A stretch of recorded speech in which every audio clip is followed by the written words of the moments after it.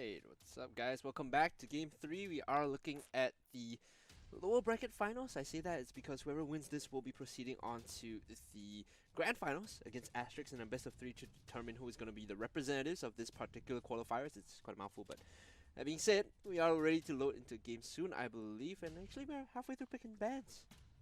Whew, that was fast. Ephelios, Soraka band, just what we like to see, and the Jarvan band against Cappuccino as well. I think especially after yesterday, after performance on the J4, and instant MF lock-in from the side of Corgi's bet. Over here on the blue side, it's going to be a lot of top lane bans actually for blue side. The Mordekaiser, the Kennen, and the Echo, very targeted against Boozy Life. Right.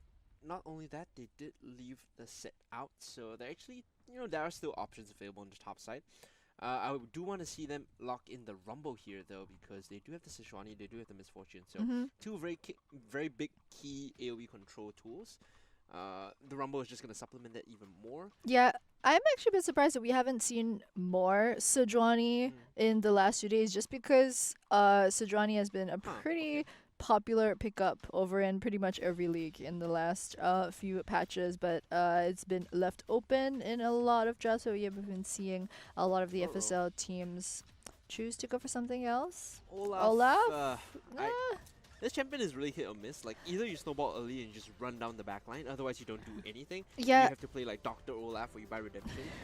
Yeah, and the thing is, for Olaf, I feel like his effectiveness really depends on the rest of the team. If your team needs someone that can just press Ragnarok and run straight in, that's really when he shines. Otherwise, it's kind of like, you could go for just any other early game aggressive jungler to have the same type of effect. And the best times we've seen Olaf is when, it's been paired with the Yumi or the Soraka, basically some version of a double healing support. Olaf Yumi is so sick. Right? But in this case, you don't have anyone following you when you dive in, and unless they want to draft something that has that sort of style, the Olaf is pretty much isolated in his goal of diving to the backline. The Nivea ban against Foxy is not necessary here. If you want to target ban it, sure, but because you have Sejuani, if she picks the Nivea in the last rotation, you just need to ensure that your mid laner is someone with on-demand crowd control. Someone that can lock up the Nivea and make it very easy for Sejuani to come in. Yeah, I mean, maybe they did their homework, just like us. We're looking at Foxy's records. She did have that couple of Nivea games. I think she had one 12-2 game, absolutely popped off in solo queues. Good Aurelia ban here against Coco. This is so far so good in terms of banning on the Callisto side. Ornn being banned out was not necessary because I feel like they aren't going to be playing Ornn in the top lane here for Boozy Life. Like, there is no world where the Ornn supplements this composition. Agree, and yeah, as you're saying, the Aurelia ban, good ban out against Coco, especially after her performance on the Aurelia yesterday. I think something like 7-0, 9-0 was how she ended. Yeah, that was absolutely sick. Renekton makes sense, becomes dive buddies with Olaf in the backline. Now they need a mid laner who is self-sustainable and can support the Caitlyn if they need to. In the sense of, utility. Something like Orianna, maybe. Actually, I think Azir would sort of work with the Olaf and Renekton as well. Well, right now we see Camille being covered for Coco, and this is Camille Sejuani is one of the old school pairings. When I say old school, I mean like last season. We so much of this, right? We were like playing mid lane Camille with jungle Sejuani and just like killing you 24/7. We don't even understand how you play this matchup. That being said, they both pop R, and then that's just it. Not just that, like because the Camille has an auto attack reset on her AA with the Q, you proc the permafrost very quickly. So as long as you land hook shot and Sejuani is in range, you'll CC like you can CC the opponent for like 3 to 4 seconds easily. Oh, yep. I like the Orianna pickup from Yura because it's also a deny pickup against Foxy, but then she's just going to insta-lock in the Azir. Again, very old school matchups for both these teams. Actually, I quite like the way that both these teams have drafted. They're going for very good, strong team fighting compositions overall. You look at the side of Callisto, Renekton, the Azir, the Braum, as well as a lot of potential for the 5v5. The logic here is Olaf and Renekton are going to dive the backline. You have Azir there that still does damage in a decent vein. But if anything goes wrong, for example, Camille's jumping on your Caitlyn, that's where you have the Emperor's Divide to sort of bring the utility and keep them safe, right?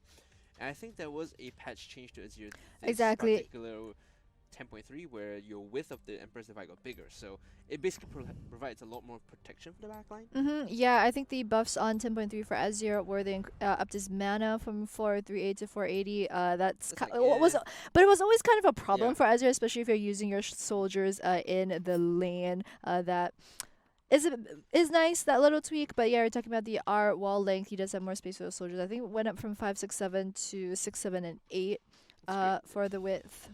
Tiny little buffs. These small buffs though do mean a lot when you're fighting in confined spaces. For example, the jungle, you can completely block passages with your ult. If you need to zone people off certain choke points, if you have mid prio, and if we get to that, I'll talk about it later on, with this increased distance on your Empress Divide. We talked a lot about Callisto. Looking at the Corgi's but composition, I was very hesitant at the early Pyke pick, but Vayne is someone that is, does favor that overall pickup. In this matchup, particularly because you don't have a full avenue to all in the Caitlyn, it's very weird how you're gonna play this 2v2 out. If you hook the Braum in and you land a stun and get behind him, the Braum can as easily turn on you with the auto, Q auto, and proc a stun, right? So in that way, I think Pyke loses a lot of value in the lane. However, very strong when you roam up towards mid lane and roam up with the Sejuani. Exactly. Because you guys are both melee, you have perma chain CC as well. So the value is not so much in lane as it is out of lane. Yeah, I agree. Especially just the way that Vayne plays you see a lot of early roams from her, and then as we were saying, because she's played a couple of different roles. Traditionally, she's very strong jungler, plays support, has played a bit of top as well. She has very good knowledge of map movements, and she does favor that early Moby boots, going for the roams. And Pyke and Camille is so strong. I was about to say, like this, I could foresee a world where Pyke on the first base just literally runs top with, like, I don't know, Moby boots or something, right? And then like deep water dive, and Boozy Life is like, wait, what's going on? Like, why is there a Pyke here? And they win the 2v1 just because by nature of the roam. She didn't watch yesterday's games, man. Like random nonsense where suddenly there's a Pyke level 4 in your lane, just like, okay, fine. I mean, you say nonsense, but if it works, it works. And that's the kind of thing they can do if they want to play around Coco, who has shown that she can pop off given the right circumstance.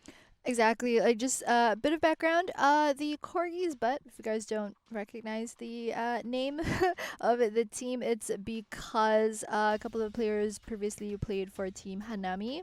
The Hanami, of course, ended third in the last season's qualifiers. Pretty much most of the players on the Corgi's butt squad are veterans who played in previous reiterations of the FSL. I think Coco, as well as Yura from Hanami. Whereas Camellia joined them recently for the split to play, and then of course they brought in Vayne since top 10 Dinos, disbanded, as well as Cappuccino. So familiar names all around if you guys have been watching FSL, but put together onto a new team. Whereas for the side of Callisto, as we were talking earlier, they were a Taiwanese organization, still are, however they've just relocated to Singapore this 2020, so they're definitely looking to put up a strong showing in this season's SGMYID FSL. They have a lot of fans in the chat, I believe, so we don't want to disappoint them, of course. And if they can make it to the finals, maybe bring Asterix to the limit and hopefully become their current representatives. That'll be a first time that we had never had Asterix. Oh no, well, not the first time, but like deny the chances of Asterix making a reappearance as the representatives of Singapore, Malaysia, and Indonesia. As we are going to load into the loading screen. I have the keystones on our screen, so I want to point out that Azir actually did go for the fleet footwork for the sustain, which is unusual. You would traditionally see lethal tempo, electrocute, or eerie, but in this case going for the fleet footwork because you do want to keep your health bar up. Yeah, usually, I mean, especially as Azir, you want to get something that stacks nicely with Nashor's Tooth. Those are the keystones that you traditionally go for. Maybe a small mistake here going for the fleet footwork. You could still, as much as you want, maintain your sustain by going for Biscuit and Time Warp Tonic. So you need a more aggressive scaling keystone as opposed to a sustain-based keystone when you're looking to play Azir. So maybe that's gonna definitely come back to hurt Foxy, I think. Like straight up, Biscuit and Time Warp Tonic is more than enough sustain compared to Fleet Footwork, as Korn is gonna check this and spot Camellia walking out, I believe. So they will see the ward being put down, so they know there is information of the play in the bot lane. Meanwhile, this is when, if you are Coco, or if you are Yura, you need to walk in to get some vision down. You need to trade vision, otherwise you will find yourself falling behind.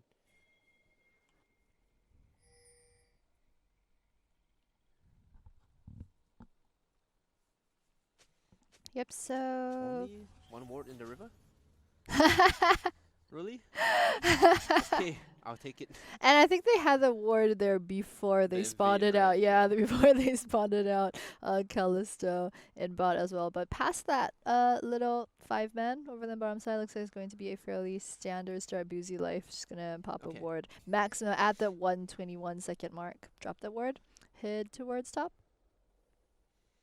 Now, if you are Corn, you should be doing a full blue side clear into the red, so you can hit level 3 then and just go up and pressure Coco. I do think that Olaf can clear Raptors quickly, it's just that the value maybe isn't really there. Some people just prefer the multi-camp clears. In this case, you could just go for Wolves and Raptors and hit level 3 as we saw earlier. Because of your axes and the way they cool down when you pick it up, it's easier to do camps with multiple targets as opposed to single target camps. Lane Prio achieved due to the range differential. Vicky's just going to poke out her opponents and lands the pit over Peacemaker as well. Vayne, though, with the bonus to pulls Vicky back in. We're starting to see this bot lane become very aggressive already. But level 2 will be hit right now. Yeah, that's a bit rough. I mean, generally as Caitlyn, if you position properly, you really shouldn't be getting hit by the MF double up because you do outrange her. Yep, with the level 2, they can just walk up. And that's like a classic fundamental skill of playing bot lane, knowing when you hit level 2 and making use of the advantage. Classic Lucian level 2. In general, that's a classic skill. If you don't have that, you won't be able to press your advantage anymore. Meanwhile, the mid lane, Orianna is gaining a small CS lead against Foxy. Don't miss the... okay. Yeah, at the early level, Orianna with her passive just has that potential to do more damage with her auto attack. I think it really does pack a punch earlier on compared to most other mid laners. As you're talking about the mana cost, yep, she's getting very chunked out at the level 3 since Orianna has the all these skills available to her. It's hard to walk up, and if you're gonna try and use your Sand Soldiers to help you with the auto attack, you get so low on mana before your first back. See, she's already popped 2. Hold on, I'm just holding to my point while Corn comes in for the play. Will get spotted out, I believe, as a slice is used by Boozy Life, but the dice does not follow through. Yeah, back to my earlier point. Foxy's already used both her health potions, and she's behind in CS, and she's getting suppressed on the turret. This is one of those situations where if you are the mid laner, Foxy should have just gone for Time Warp Tonic Biscuit and went for something like Electrocute. I definitely think a mistake in the Keystone is costing her this lane right now.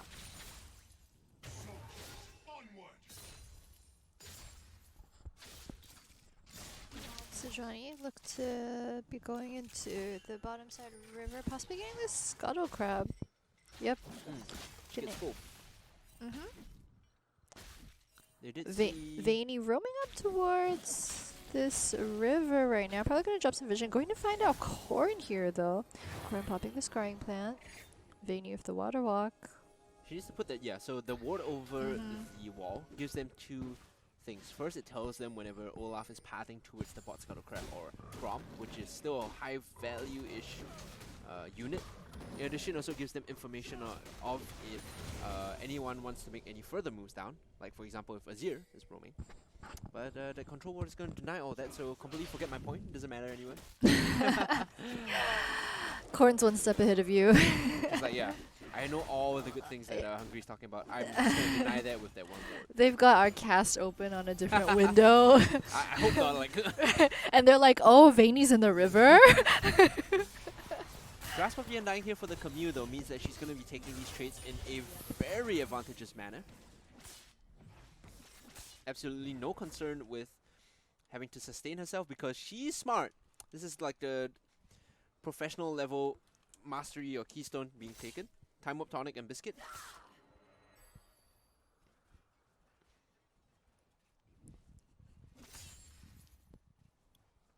There's no way that Boozy Life actually wins the sustain war, so they're looking for Korn to make a move up to the top lane to hopefully find it all in, which is why Korn has been pathing heavily towards top side. Yeah, Korn's actually going for the power farm to hit level 6 and then likely into the top. Aside from there, it's kind of why we haven't been seeing as much action in the first 6 minutes of the game. Your Cappuccino a bit behind, just level 4, but here she is over in top. The shot will be dodged away from, but here comes the Hextech ultimatum. No wave though. Yeah, literally under the turret. I think that's a bit too greedy. Yeah, especially Sejuani. I mean, does become very tanky later on, but early in the game, she's really not the type of diving champion. You want to really get behind the enemy top laner and then land, get the frost stacks down. With Camilla, it's really how you want to be going for those ganks pre-level 6. Before you have your level 6 ultimate, that's kind of how the ganks go. This sort of like nonsense level dives only works with like Elise Camille though. Like Elise Renekton, Elise Camille. With Sejuani Camille, you don't get that power, so this is gonna give the prio on Inferno Dragon to the bot side. Callisto should be able to take this because they saw Sejuani in the top lane. Yeah, this is really good timing from the side of Callisto, actually, because they had Azir actually push in the wave. You can see both the Orianna as well as the MSPID duo happened to be backing at that time, so they knew that they could really easily pull 4 members over towards the Dragon Pit. It was really well done. Now Korn will be able to steal away the Raptor camp here. That puts her at another advantage in terms of CS. The question is whether she's going to opt for the Rip of Steel. Oh, there's no vision from the side of Corgi's butt. So she actually could do this. She is going to be able to pick up the Krugs very easily. Meanwhile, Vayne and Camilla, because they're hugging the tower right here, walk straight back into a lane. Corg's going to be able to take this one. There's no ward in the Tribush right now. Oh no!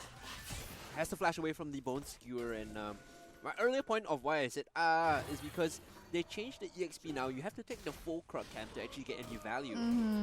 Vayne is gonna find Korn here, and we'll see her doing the Scuttle Crab and give the prio back to her team. So Vayne, just by using the Deep Water Dive, actually secures an advantage in the bot half of the river and denies that objective away from Korn. I feel as if Korn could have taken the path behind Dragon Pit up instead of into the Tribush, because that's actually where she had her ward, and that was the path that she took into the bot side jungle, opting to go towards just put her at risk of catching out either Camellia or Vayne, and that's just what happened for this time. Bit unfortunate. Right, so Sejuani is going to get level 6 here, whereas Korn is still slightly away. We'll finally finish the Gromp and pick that up. Now, had she finished the full Krug camp, maybe she would have gotten level 6 there, I think. Yura, meanwhile, standing on a ward over in bot side. Vicky and Decor know that. They know that Corgi's bot are around. Bonesky are not going to land. So, bot side for Callisto, safe for now. Now that they have the Glacial Prison, they might be looking for a mid lane play, but Foxy, with a lot of respect actually, backing out, seeing that Yura has overstepped, and this ward is going to get spotted out by Cappuccino, who will get poked by the Sand Soldiers for her efforts in clearing the wards out. Camellia as well as Vayne still in the bot lane though, both kind of holding their own. BF Sword versus BF Sword. Yeah, Vicky does have about Bone Skewer lands, who's gonna make it out on the Caliber net. Vicky has about a 1 wave CS advantage off of Camellia right now, but honestly, it's really not that big of a deal, especially coming into 10 minutes. Actually, the gold is dead even. Both teams 13.6 thousand, despite the fact that Callisto, they do have the early dragon. And CS leads in jungle as well as bot. Of course, negated by the fact that Yura is up on CS off of Foxy. And right now, Korn will popping the scrying trinket, making sure that Coco doesn't know that she's here, has that level 7. Korn should be recalling here. There's no reason for her to stay around. And even though the all-in comes in, I highly doubt they'll be able to find a kill here, as the flash is used by Coco to get out of Glacial Prison on top of the Renekton. Maybe the Hextech Ultimatum might be able to do something here, but no, first blood on the Camille, and now flashing away is going to be Cappuccino. There was no reason for Coco to handshake that fight there. You have to think it was a bit of a mistake, but now they will move over to the Rift Herald. Yep, finally at 10 minutes in, CALLISTO make that first blood happen with Corn, with Boozy Life over the top side. It's going to be a very easy rotation over to pick up the Shelly as well, which really will help them out a lot. Either you pop it in the top side or you use it in mid lane to try and help out your Azure, who has been losing to Yura so far, down about 24 CS. Oh, hold on. Solo kill coming Wait a in. minute! Yura finding the kill on top of Foxy, and now they might be able to stifle the aggression with the Rift Herald. So you were saying, like, ideally, you know, you put him in top. Well, when Foxy dies, there is a window for you to just kind of reset and keep the Rift Herald away as the Bone Skewer is being charged up. Cappuccino right now, pathing towards bot, doesn't have the Glacial present. It's about half of a cooldown. Pretty long cooldown as ultimates go, but yep, so they are going to pop Shelly over in the top side, pick up In most probably instances, 2 plates. Yep, 2 plates from this. most instances, I would say this is a bad Rift Herald, but right now, because the wave was very accumulated, they might be able to just finish off the turret right here. Yeah, they also didn't really have a lot of options. You were saying Foxy went down over the mid lane, used the teleport to get back into lane as well, and yep, Tower's gonna barely survive, but they do pick up those 2 plates. Right now, Coco's lane is more or less done. Like, you need to end the laning phase and swap over because she can't play against Boozy Life once the Renekton gets the buy-in. Like, in terms of gold difference, I think it's somewhere like the 1,000-ish range right now. Okay, it's about 600. It's not that bad. Yeah, it's about 900 over in the mid lane though. That Yura is up off of Foxy. Right now, as you can see, Yura has completed Luden's Echo. So her burst damage, it's gonna be pretty bad, especially since Foxy is nowhere near completing something like the Merc Tread, just opting instead, of course. Pushing for the dashes too early.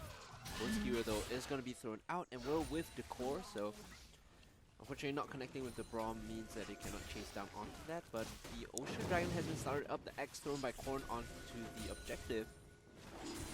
Teleport is available for both these top laners. See if they want to make this play happen. There's already 4 members strong on this objective right now as Yura is going to walk in. Coco is waiting for the signal to teleport in. You can see she's walking away from the lane right now. They're looking to make the play happen, but it will not be stolen away. In fact, it's going to be Caitlyn that gets it right now as the shockwave comes in. It's a 1-for-1 trade. Both junglers going down already, and now Yura is getting focused by Boozy Life. The teleport coming in from the Renekton helps them turn the tides, and inside this pit is going to be Misfortune that's stuck alone. She's going to have to flash out, but with that, they will lose 3 members. They will lose the Ocean Dragon. That was a overcommitment coming in from Corgi's butt. Yeah, and late ultimate as well from Camellia. We saw the flash from them. Actually realized she was stuck in the pit. The rest of her team was dead except for Vayne, and yeah, a bit of a perplexing move, I think, for them to really go for the team fight. It does mean that CALLISTO will be able to rotate from their second dragon of the game into picking up more tower plates over here in the bot side. Oh man, more gold going the way of the bot laners. Already 1-0 and 2 on the board is Vicky. Caitlyn has been having a pretty stellar laning phase so far, despite the threats, and I say threats, here comes the Pike and the Sejuani into the bot lane. Great 90 caliber net is going to stop the engage, but the wall being put up and the stand behind me means that this is completely nullified. There is no way that Camellia or anyone can chase down onto this. But hold on, the winner's bite though will mean that she's going to go fall very low as the headshot comes in as well. The reinforcements have arrived, and Cappuccino is not long for this wall, overextending. This bot lane duo is just massive. Yeah, CALLISTO formatting bot side right now will probably be able to take this tower. They're going to pick up the first blood tower gold as well off of this. So really, last couple of minutes, so they've picked up the dragon into the team part, went into 1 more kill, and then into the first blood tower. It's absolutely insane. So right now, Vicky bases and picks up the instant from Infinity Edge, okay. And this should mean a lane swap coming in. They're gonna go send the Caitlyn and Braum to the top lane because they know that they have the timer on the next Reparo. And top tier 1 is very low for them to siege, so this is a simple situation for them to just move in and take it out. Vayne with the cheeky bone skewer. Support versus support. But like I said, the ostensible threat range of the Braum is so much higher as compared to something like previous game the Tarek, this time the Pike. Because if you have anyone near you and you land the Winter's Bite, the Q, it's a guaranteed chain into a stun. Whereas Pike, Yes, you might land the hook, but then what is your follow-up? The stun that you dash through him, and then you overcommit too far? There's no real way for you to threaten any position. You see, it hits the stun, but he can't really go in with the Phantom Undertow, so there's no follow-up stun after the hook. Yep, Cappuccino meanwhile has this Sejuani ultimate. Corgi's Belt looking to want to defend their top side of tier 1. Vicky does have the wave to Kurgan and clear out the wards. Cappuccino looks like she's gonna be backing off. Blue side, with the help of the minion wave, should be able to defend this one. Yep, Brum's gonna channel the recall. No? Okay. Yes? Take a look at bot lane though. Boozy Life is literally at like tier 2 and pushing up against the Camille, and no one is really responding to this. You can see the pings, they're like, oh, you know, there might be some threat here, but Boozy Life is not concerned at all, because it's gonna take at least 2-3 members to kill her, and even then she might be able to take down one with her. Yeah, this is the Chad play. There's actually 2 blue wards, the control she just got rid of, and then another one over in the tri-bush. Boozy Life actually has no vision over in the boss lane. She's like, you know what, I'm gonna push up to the tier 2. You can't kill me, I'm 2-0-2. I've got the Sterex as well as the Tiamat The Sterex right now. is what is gonna win her these like gank traits. And the Tiamat is what led to, like, you know, walk up to the wave, get rid of the wave, and then move, go back into a different lane. Gets caught out by the Glacial Prison as well as the Shockwave, means that they will be able to isolate the mid laner and take her down. The conversion on this is kind of dicey though, because all there is to take right now is the Rift Herald, and even then it can be contested. Like Vicky as well as the core are around, so I'd be really hesitant to take this. Like, I wouldn't full commit into this. Yeah, it doesn't look as if Callisto want to contest. They don't really have vision over in the top side. Yeah, Cookies, but we're going to pull MF down here as well, just for that faster Shelly clear. But because they did spy Camellia going by the control ward over top, so they knew that Shelly was going to go on, but I mean, just not in a position to contest, way too far away. Will be able to pick up the Rift Herald for themselves. So that's one Rift Herald apiece. We'll have to see how Corgi's but decides to use this objective. It's going to be relatively important for them to neutralize the goal gap right now, as we see the Shockwave actually pull 2 members in. This is going to be a massive fight. Here comes the bullet time that is disrupted finally by the Glacial Fissure, but the shutdown coming through. Looking for the second, a great stopwatch to deny the gold going across, but this is a Yura that's been left alone, that's dealing out damage, and the Orianna was already big in lane. Now in these team fights, we'll have to see how this one plays out as Boozy Life slices and dices forward. A heal from Camellia gives her the movement speed to get out. The slows though from the Q, the Shifting Sands, is enough to slow down the Orianna for Boozy Life to pick up the kill. Yeah, you're the sacrificial lamb from the team. Boozy Life was, you know, eyeing the MF and the Ori and being like, I'm getting one of you, alright? You guys just pick. Yeah. But still, they managed to close the goal lead, and that was a pretty decent fight, all things considered. Right? Yeah, it was a very good start off to the fight as well. The combo with the Orianna ultimate, the Shockwave into the MF ultimate as well, just lay down a lot of damage, despite the fact that they were about 3,000 or so gold down at that point. They were able to make it look like the damage difference is even. Could have been a lot better if the Glacial Fissure didn't cancel Miss Fortune's bullet time, because it was timed perfectly by the core, right? So in that situation, if Miss Fortune got the full channel off, I think like they straight up win that fight. Yep. Looking for the Bone Skewer right now. We'll pull the Braum in. Phantom Undertow does not land the stun though. Means that the core is just brought on the journey and will be able to walk away. Bainey has been posturing super aggressively in these fights. The ultimate is gonna artificially generate a lot of gold if she can find the right targets, right? So see if that works out for her team. Yeah, also had a very nice execute earlier in the last game to really secure that kill. Almost got 2 as well. Yeah. Yep. Sejuani waiting around the wings. Now what's important is the next dragon has to be contested no matter what from Corgi's, but because that is the soul, right? This is now soul point currently for Callisto. So if they get the next soul, the Cloud Soul, that's going to be quite a big problem as the bullet time comes through and it actually finishes off Boxy here. Now the core is the target. They're trying to land the CC, but the poke from Yura actually buys them some space to siege. Look at the chunk, and Corn coming in from the flank though. Might not be the best position to be in. Multiple teleports coming in, Phantom Undertow being used, and there you go. X marks the spot. They get the first kill in the shutdown. Here comes Renekton. Renekton coming in, but they're still looking for the second. This is split. Hextech Ultimatum on the back from Coco, looking for the second kill. Not really finding the execute, but Camellia will take the kill still and say thank you very much. Now they're looking to push in on mid tier 1. Corgi's butt with the great juggling of aggression. Looking for the Bone Skewer. Vayne will not find it. The Rift Herald being used just for style points, as they will be able to get a secondary charge, I believe, on the mid tier 2.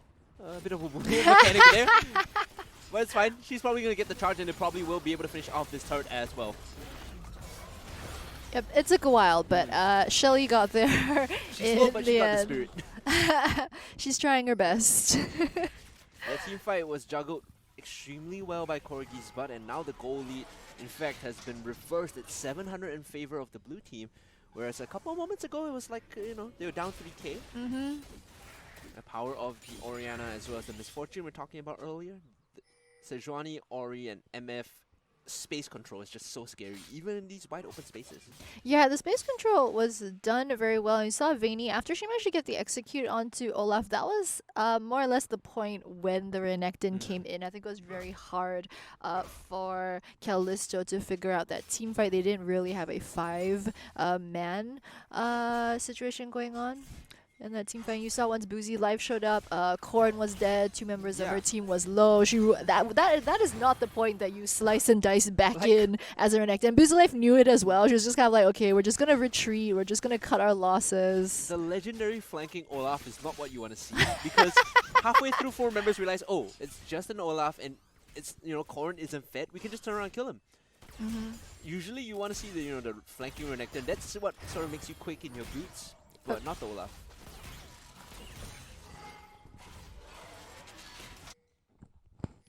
Coco now 0-1-1, still holding her own in the bot lane. The side wave pressure has been matched pretty well, I have to say. Neither of these top laners making any mistakes to allow solo kills to come through. Because the moment you do go down solo, that you lose a lot of the pressure in the side lane, right? Camille gets a solo kill on Renekton, now they can start forcing fights.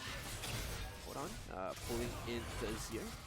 Phantom Undertow to get out. Vayne doesn't want any part of this, but like I said, if you get a solo kill in the side lane as a top laner here, you alleviate so much pressure for you. Scrying Orb gonna catch up to Corey and Vicky, sneakily hiding behind the river wall. They're gonna back off for it now, but yeah, Vayne, support Vayne, but then you take a look at her items, you're like, oh, typical support buy. It's the X marks the spot generation. Like every time she gets an execute, it's like boom, 300 gold, 300 gold. Yep. The artificial gold generation. I believe that's the phrase that you. Right? Yeah. I sound salty, but I'm just being ironic right now. She's I'm kidding. Yeah, it's honestly still okay. Like Pyke is still fine right now. Like I said, this is Dragon Soul Point, so right now the ladies from the Corgi's butt side will have to contest this. If they give this one away, they're gonna lose the Cloud Soul, and the Cloud Soul giving additional cooldown as well as movement speed on the ultimates is going to mean so much for them to kite outside of the zone control. They're fishing for the play here, and they actually managed to split out the Caitlyn as well as the Olaf, which is great. They pull the Braum back in, and right now the zone control is so strong. Look at these chokes. No one really wants to walk in from these chokes. I feel like right now, if you are going to disengage, Callisto needs to back off and give the structures over. They're looking for the steal, though. They're coming in, and they will manage to steal away. This is the Cloud, so going the way of Callisto. Remember that teleport is available for Foxy if she wants to join in, but it might be too late right now as the fight is going all the way of Corgi's, but they will get 3 kills here, and the shutdown will go the way of Sejuani, but at what cost? Foxy is pushing in the base. She did not choose to teleport in, and maybe the call from Callisto could have been to back off and give Foxy the space. So interestingly, Callisto is named after Jupiter's 2nd largest moon. I just thought it was fitting that Callisto then picked up the Cloud Soul. Foxy is gonna die here. She flashed away and now she's gonna die. That. I see you. I see you, man. We were the 3 of us were just watching that. Like, yeah, our why did she flash? observer. Bay was like, wait, what? Why flash? Question mark, Ping?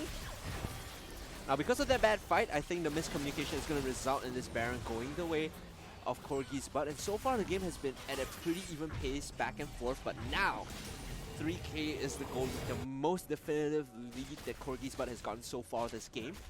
All off of that slightly botched Cloud Soul fight. So yes, they all in and they managed to steal away.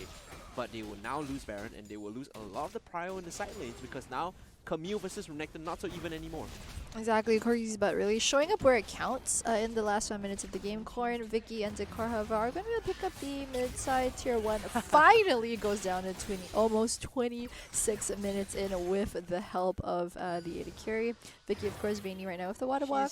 Movement speed boost. She's putting the fear of God inside the Callisto lineup. They're like, oh no, I see the signs of a pike around me. It's time to back out. And even Corrin getting hit by the Bone Spear immediately forced to pop the Ragnarok. So there's a lot of concern that if you do get caught out, there's very little you can do to respond. Yeah, it is a short cooldown. It's already more than half off of the CD. However, it does mean that right now, CALLISTO aren't able to protect their mid-side tier 2 from going down because they don't have that reliable engage. Boozy, of course, still split pushing the top side. Does have the teleport if a fight does break out right here. But Corgi's, but they're playing this very by the book. They get the mid-side tier 2, and they're just waiting for their Baron Empowered minion wave to come in. Looking too strong for Madness. Issue right now, if your Callisto is, oh look, top laners are splitting the map, but one has Baron and one doesn't. What a pull in! They might be able to find this Euro with the kill on a Vicky, and that's a massive bone skewer from Vayne. The fear of God is right, and now they have to back off. They lost their primary damage source. I don't know if Foxy can really do anything as she finishes off the support. It's a 1-for-1 trade, AD carry for support. And now backing off to reset are gonna be Corgi's butt as Renekton is slowly walking into base. I think the recall is appropriate right now if you are Corgi's butt to defend against this. Meanwhile, pings on to Coco. They might be looking to isolate here, but they don't have the CC to really chase her down. Hookshot gets her over the wall, and she should be fine just recalling here. Yeah, they're looking for some sort of consolation prize at that point. They did pick up a Vicky, lost Vayne, traded 1-1, but of course you do want the kill onto the AD carry. That's going to be the win for them, as you're saying. Don't have CC to lock down the Camille. Looked like they needed to recall at that point, but because Boozy Life had a very early recall herself, didn't really choose to try and go for the inhibitor, actually, which was what gave Corgi's butt a bit of room. But nicely played at the start of that team fight. I think Yura's Shockwave in particular to start that one off was pretty stunning, I gotta say. Vayne's hook also was super on point, managing to isolate the Caitlyn past the wall. So she pulled her out of the base, and from then that's like a guaranteed death sentence. Like, you don't come back from that at all. You could see Vicky didn't even pop her flash or a heal, which I believe was available at that point in time. So yeah, she knew she was dead. yeah, that's like a guaranteed dead. How much can we lose here is the question. Like, how much can we keep rather? Corgi's but trying once again. The 3-manning over in the mid. Pyke just laying the preliminary vision down. It's always one of those benefits of having that Pyke on your team, where she's able to, you know, pop the water walk, get in sneakily, place a couple of wards, scout out to see if it's safe. The good news for Corgi's butt is that Cloud Dragon isn't a game-ending soul to get, because all it does is give cooldown reduction on your ultimate as well as the movement speed on out, right? You could still win the game from that. It's not like a Mountain Dragon where like you are... Oh, missed hook. It's not like a Mountain Dragon or Ocean Dragon where like you can snowball that power into closing out the game. So they are still ostensibly, you know, in the running to stay even though there is a 3k gold lead. Cloud so it doesn't really count for much.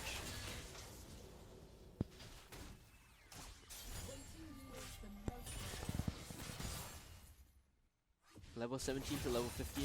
You could imagine how this matchup is gonna go. Boozy Life is just here, like literally sitting under turret clearing waves. Like, she can't move, and she can't really match Coco anymore. But both teams are setting up for the Inferno. Excuse me. Elder. Dragon. Yep, and everyone with all their big ticket ultimates up. Next team fight.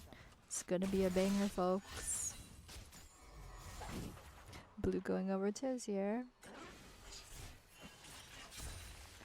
Corgi's butt actually with the priority over on the Elder Dragon, because they've got the mid as well as bot pushing in their favor. They've got a couple of wards down. Pretty much ward coverage is theirs right now, but it looks like they're just wanting to push up mid a bit. See if they can catch a Braum or someone else in the river, like Corn. They're looking for a play, but they will ignore Corn. And remember early in the pick ban, I said these chokes are so important. You need Emperor's Divide, especially in these scenarios, because the additional width allows you to zone people off. Oh, doesn't matter. Foxy's gonna get caught in solo kill. This is a big problem right now. They don't have the Azir. Half of their DPS is gone.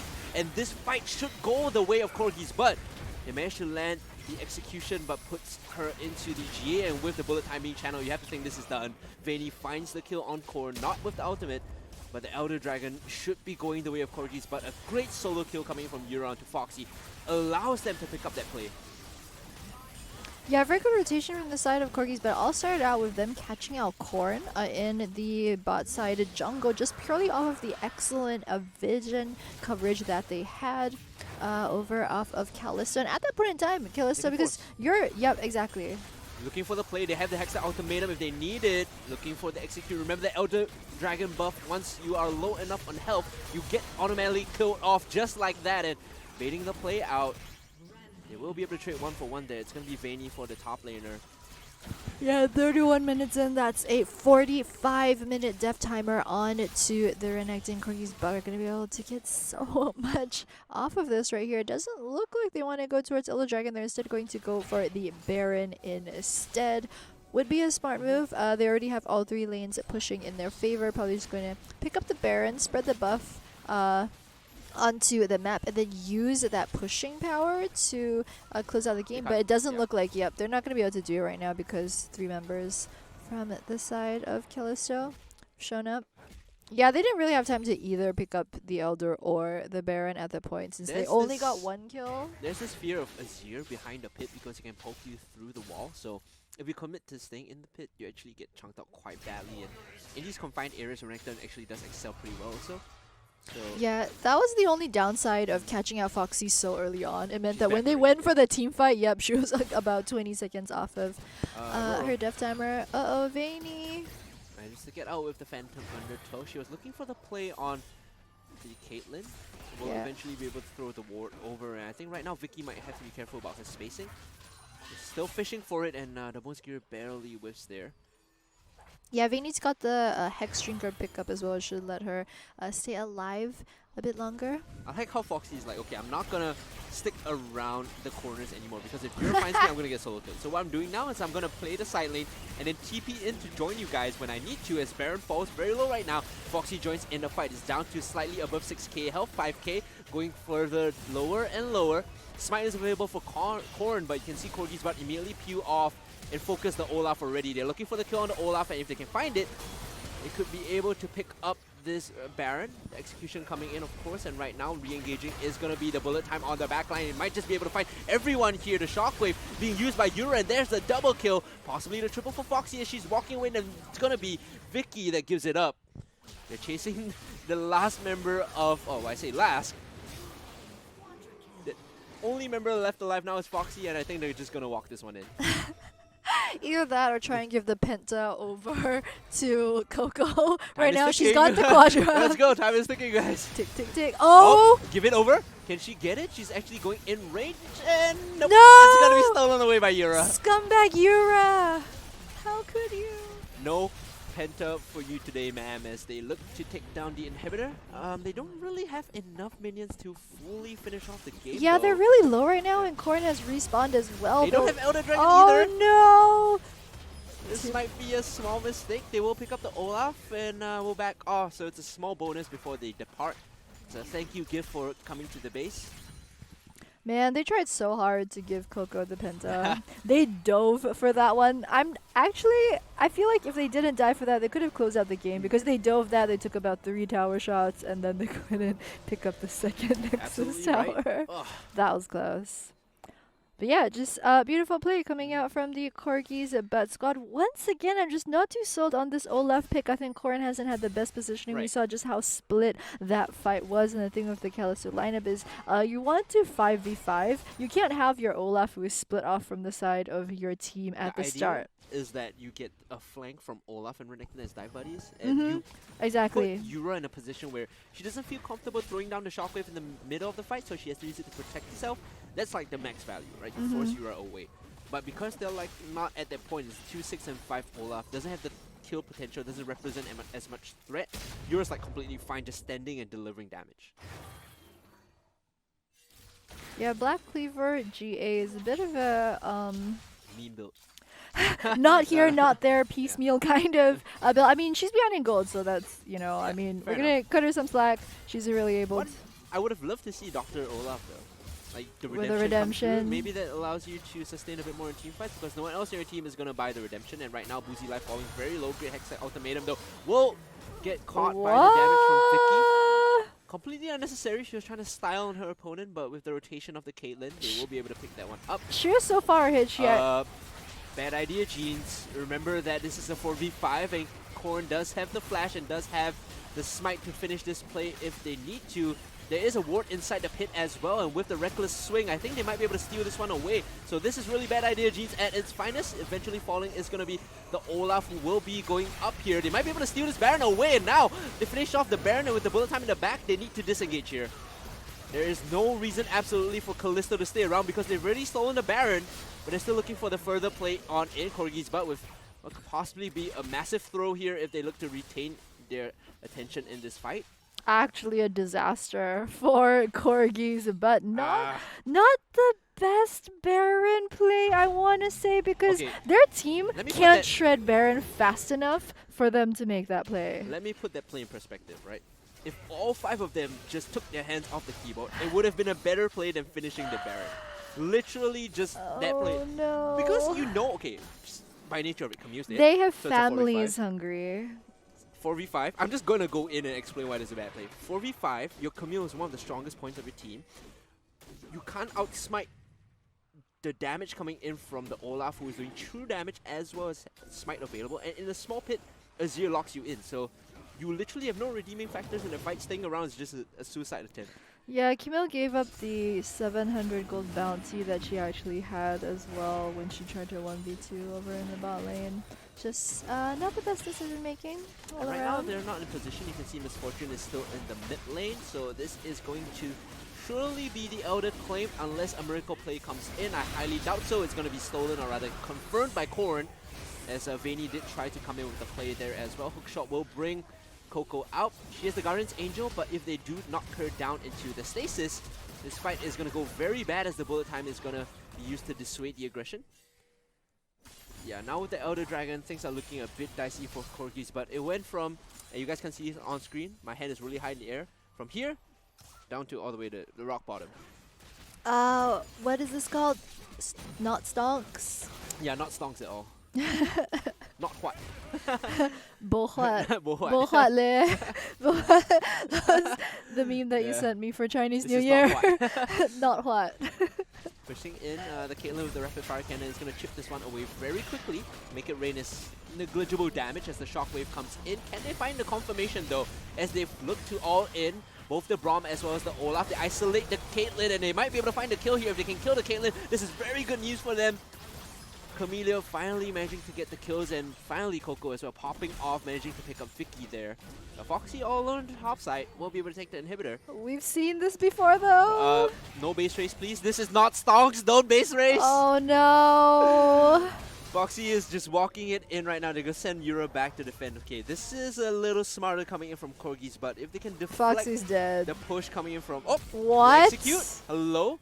She needs the Emperor's Divide right now. She needs the Emperor's Divide to clear the space away from Euro. Yeah, Euro can. I think she used her W, so she doesn't have that speed boost available anymore, so couldn't quite catch up to Foxy. Does bring Foxy's flash, however. Boozy Life right here trying to stop the 3-man push. Okay, good recall, good push from Foxy. Great discipline coming from Callisto. That's a thumbs up play. If they can force them away with the Elder Dragon buff right now, or at least find a kill, it would be a lot for them. Even knocking Camille's GA off cooldown might be great as well, but they will not be able to find it.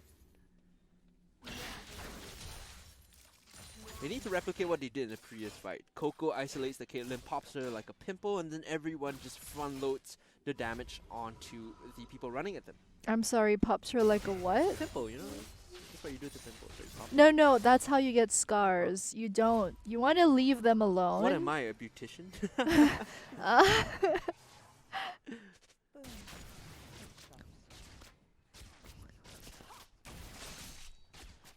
Pushing in the mid lane now is Vicky.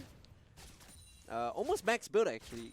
Has the Mercurial Scimitar as well as Executioner's Calling, so she's looking for the upgrade into a bit more armor penetration. Yeah, the thing is, because we're 40 minutes into this game. This game has gone on pretty long. But Corgi's, because they're up 4,000 gold. The thing is, because they're already past the 70,000 gold mark, we're pretty much at a point where gold isn't really going to make much of a difference. My earlier point about how double AP compositions tend to end games early. This is a AP 80 with, bruises in the top lane. This is why games go so long, because they can afford to juggle the aggro and dip in and out of fights. And if you don't play the fights properly, you actually do end up going 50-50. As opposed to AP compositions that jump ahead in gold early in the laning phase, it's like a guaranteed done deal. Like a Fed Rumble, Fed Cannon in the top lane would generally win you the game in the team fights. Bruisers, not so much.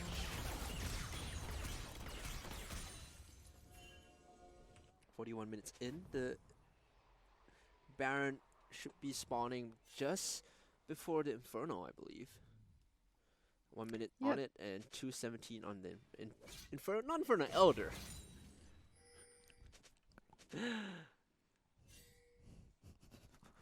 They're pushing in. Looking to hold the wave at least. There is a inhibitor down the top side. This is Super Minions walking in. As the flash! Vayne! She's looking for more. They managed to cancel the recall. Olaf now is actually caught with Ragnarok popped and running away. Yeah. She says no. Not today. Yep, not today. Not today, but forced to pop the Ragnarok though. She was recalling over the ward. Actually, Corgi's has that very good ward in the top side brush. But Vayne was looking for the play there. She went for the flash and used her ignite as well, actually. Buddy, look at the poke coming in from Vicky. The RC crit is monstrous onto anyone that isn't a tank, and I feel like the only tank is Sejuani right now. Yeah, true. Only Sejuani, and even then, because she has the Gargoyle Stoneplate by, she kind of has to get into very close range in the middle of a massive team fight to fully utilize that item, which isn't really going to help her very much against, as you mentioned, those auto attacks from Caitlyn. So it's going to be a bit difficult. Foxy matching Coco in the bot lane. If Coco can find a kill here, it actually opens up the map. It's basically GG if she gets a kill on the Foxy. And likewise is similar as well, which is why they're playing so defensive. They're literally just clearing the waves and backing off. And Camellia, the slows from the Stormraiser actually does a lot. You have to respect that. Yeah, it just means Callisto's going to get the priority over Baron right here. Ward coverage absolutely in their favor over here in the top side of river right here. Collapse coming in from Corgi's butt. Yeah, but both Coco as well as Foxy do have the teleport, so they can set up this play. Instead, they're just going to back off the Baron, allow it to reset. Yura throwing out the command attack shockwave combo is going to chunk members out, but with the top wave pushing in, I think Camellia will be sent back to defend this, and this is a window once more for them to start up the Baron. Sejuani is around, does have the flash, does have the smite, can look for the steal.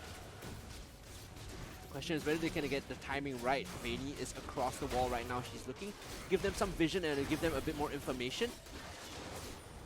Deep water dive is onto the backline. She spots out Vicky though.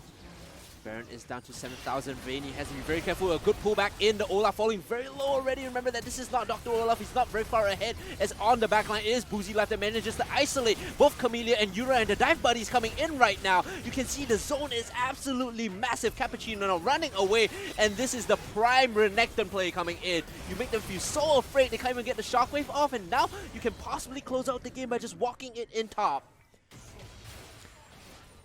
Renekton coming up big in that fight, just zoning everyone away, and Boozy Life. If I had to give the MVP of that last fight, it was definitely going to be for the top laner. Yup, absolutely. Props to Boozy Life playing this late game Renekton spectacularly well. Finally, the team fight that Callisto were waiting for this entire 44 minutes. Waited for the Renekton to get online and finally managed to pull off the excellent engage. Is going to win them the game. Div timer so long, past 40 minutes into the game. GG Callisto. GG Callisto, they will be moving into the finals to play against Asterix in a best of 3, and you have to think that the past couple of games that they've played has gotten them warmed up, you know? Earlier against their Nitrous grudge match against Taugi, it was pretty good, like in terms of dominance, and then this game's 50-50. They have to play a bit more macro, a bit more careful. Against Asterix, you need both. You need the lane dominance and you need the macro to even, compare or play on an even level. I agree. And because it is the elimination match lower bracket finals, unfortunately, it does mean that Corgi's Yeah. butt will be out of this season's female esports league. But it does mean that Callisto versus Asterix, we are going to see them go head to head in that best of 3. And you were talking about how it seems as if Callisto are warming up, getting better each game. That's pretty much the Asterix style. Yeah. So I'm excited to see how Asterix and Callisto fare in the series. Yeah, that's going to be coming up soon for you guys. Remember, it's a best of 3, so don't go anywhere. We'll be right back.